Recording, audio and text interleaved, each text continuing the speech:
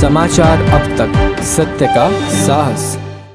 राज्यातील निवासी डॉक्टरांच्या विद्यावेतनात 10,000 रुपयांची भरीव वाढ करण्यासह त्यांचे विद्यावेतन प्रत्येक महिन्याच्या ठराविक तारखेला नियमितपणे देण्याची मागणी घेऊन नागपूरच्या मेडिकल रुग्णालयातील निवासी डॉक्टरांची संघटना असलेल्या मार्डने आंदोलन पुकारले आहे।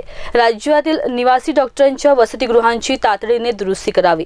वसतिगृहांच्या दुरुस्ती दरम्यान विद्यार्थ्यांना इतर ठिकाणी राहण्याची व्यवस्था करणे, विद्यार्थ्यांना भाड्याने खोल्या देऊन राहता येण्यासाठी ठराविक भाडे देण्यात यावे, या प्रमुख मागण्यांना घेऊन मेडिकल रुग्णालयातील निवासी डॉक्टर्स आंदोलन करत आहेत।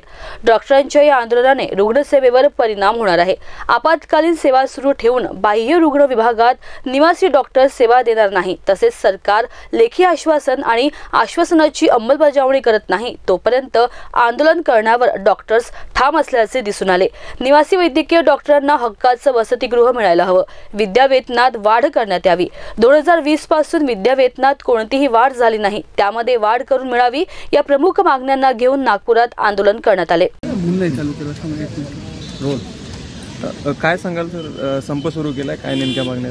प्रामुख्याने 3 मागण्या आहेत आमच्या, की महाराष्ट्रातील जेवढे काही निवासी वैद्यकीय अधिकारी आहेत त्या सर्व निवासी वैद्यकीय अधिकाऱ्यांना राहण्यासाठी हॉस्टेलची खूप मोठी तारांबळ आहे। तर शासनाच्या प्रति आमच्या ह्या मागण्या आहेत की सर्व निवासी वैद्यकीय अधिकाऱ्यांना त्यांचं हक्काचं हॉस्टेल त्यांना मिळालं पाहिजे आणि ते लवकरात लवकर मिळालं पाहिजे, ही एक प्रामुख्याने पहिली मागणी आहे। दुसरी मागणी अशी आहे की विद्यावेतन जो आम्हाला दिला जातो तर विद्यावेतन काही भरपूर वैद्यकीय महाविद्यालयांचा 2 महिने 3 महिने हा प्रलंबित आहे, तर तो विद्यावेतन मिळाला पाहिजे आणि तो विद्यावेतन प्रत्येक तारखेच्या 10 तारखेला प्रत्येक महिन्याच्या 10 तारखेला मिळाला पाहिजे, ही एक प्रामुख्याने दुसरी मागणी आहे। आणि तिसरी मागणी आमची अशी आहे की 2020 पासून आमचं जो विद्यावेतन आम्हाला जे दिलं जातं ते 2020 पासून विद्यावेतनात कुठल्याही प्रकारची वाढ झालेली नाही आहे, तर त्या विद्यावेतनात आम्हाला वाढ करून हवी, अशा प्रामुख्याने 3 मागण्यांसाठी आम्ही हा संप पुकारलेला आहे।